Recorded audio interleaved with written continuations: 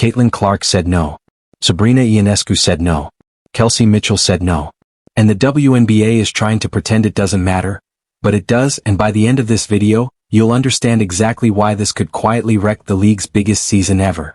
Welcome back to WNBA Analysis, the channel that tells you what's actually happening in women's basketball, not just what the league's PR team wants you to hear. Today we're talking about a story that dropped a few days ago and honestly should be a much bigger deal than it is. The 2025 WNBA All-Star 3-point contest roster. On paper, it's just a list of 6 names.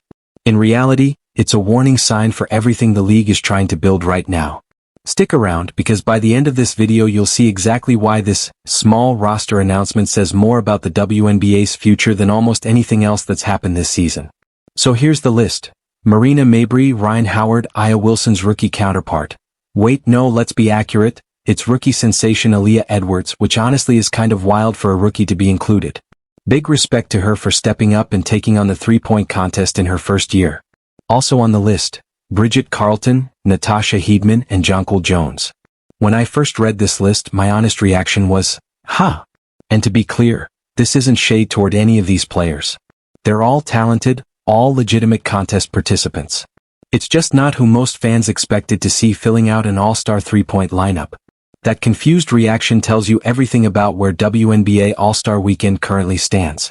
Marina Mabrey, Rhyne Howard, Aaliyah Edwards, Bridget Carleton, Natasha Heedman, Jonquel Jones.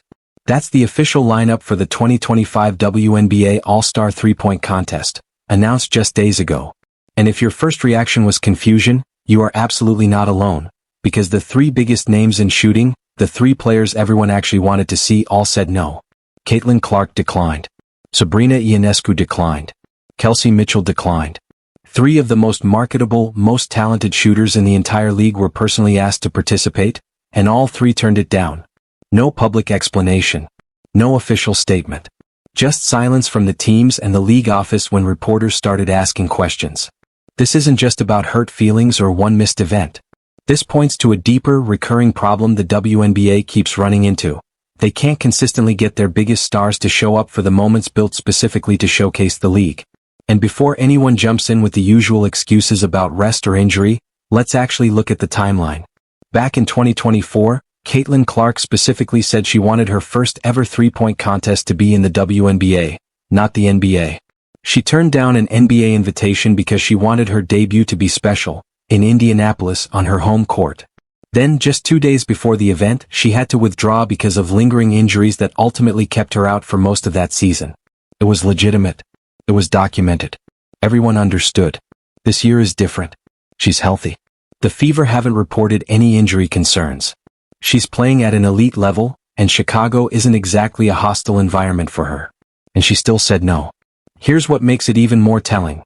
According to multiple reports, the league didn't send a casual invite. They reached out directly to the Indiana Fever organization and made a personal appeal. This was a priority for them, and Clark still turned it down. Sabrina Ionescu's situation is just as puzzling. She's one of the most accomplished shooters in WNBA history.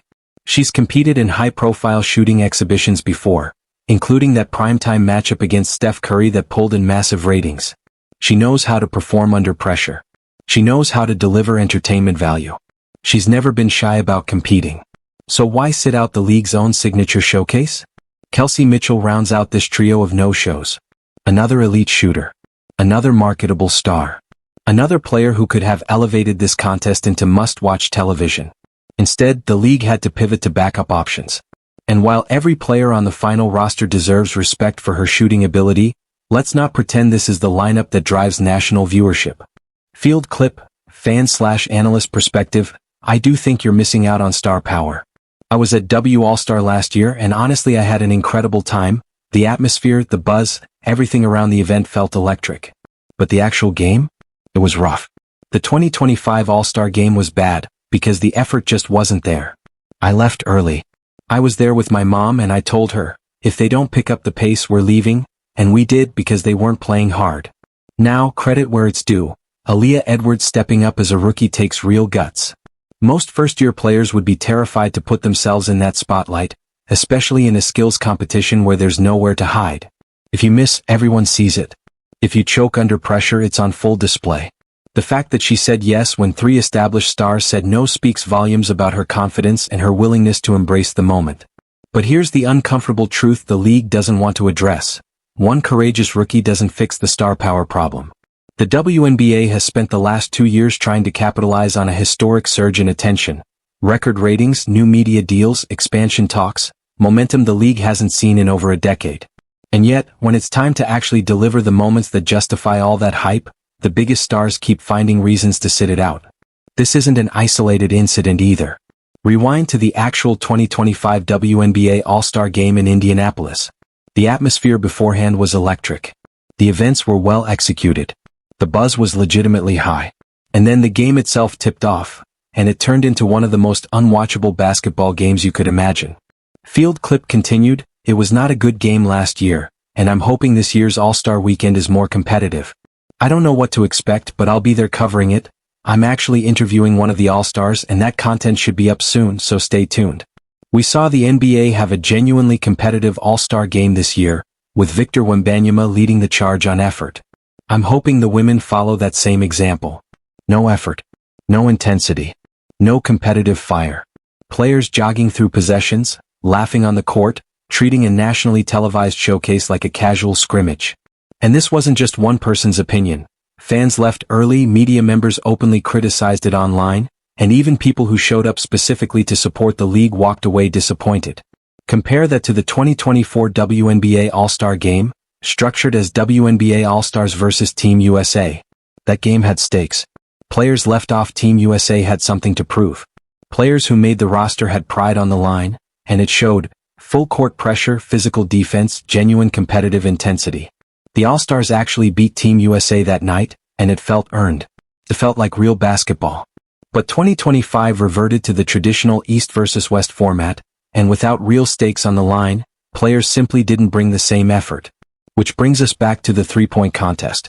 If the league can't convince its stars to commit to a low-stakes, low-pressure shooting event that takes maybe 20 minutes of their time, what does that say about their overall investment in growing the league's profile?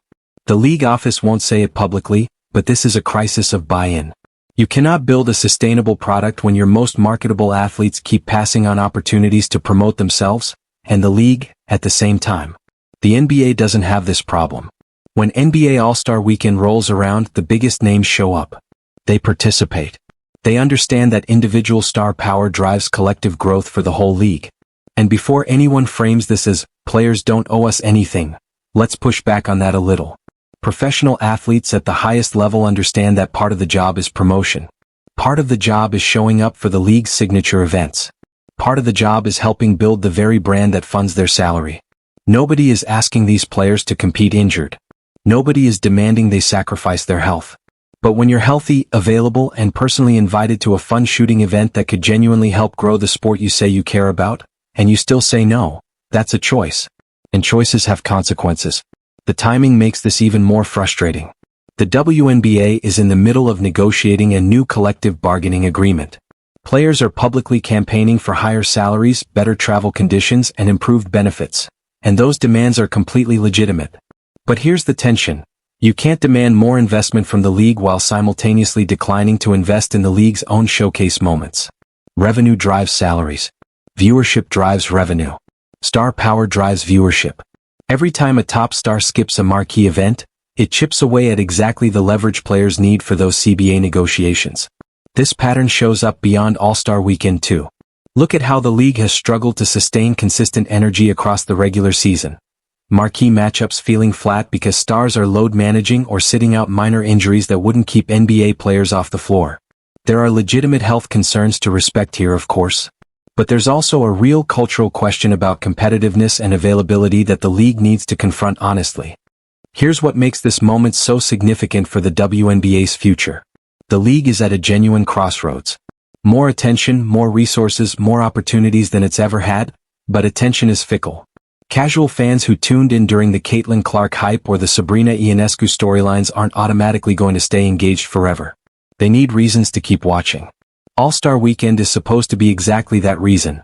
A celebration of the league's best talent, a showcase built for casual fans who don't follow every regular season game.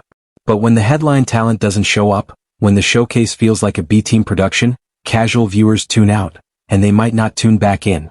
The financial stakes here are real.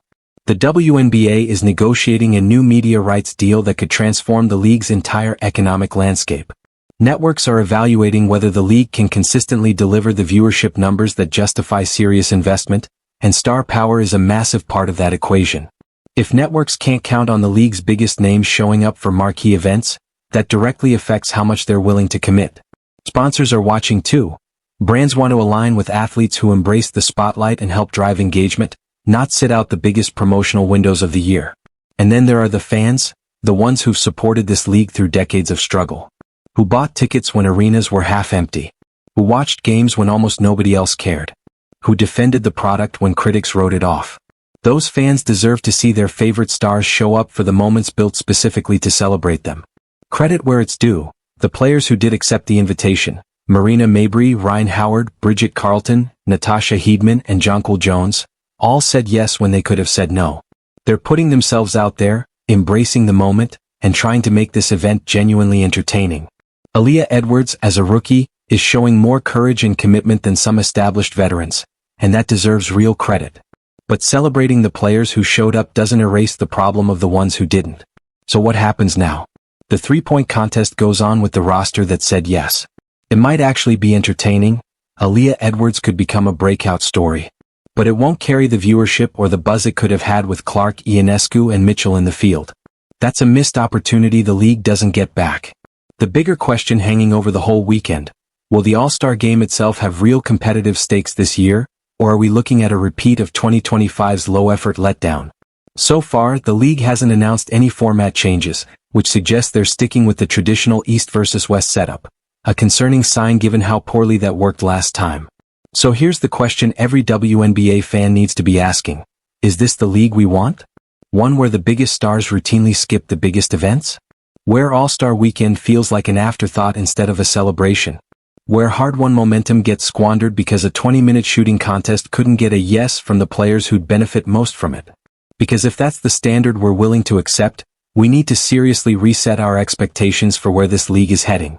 Or we can demand better.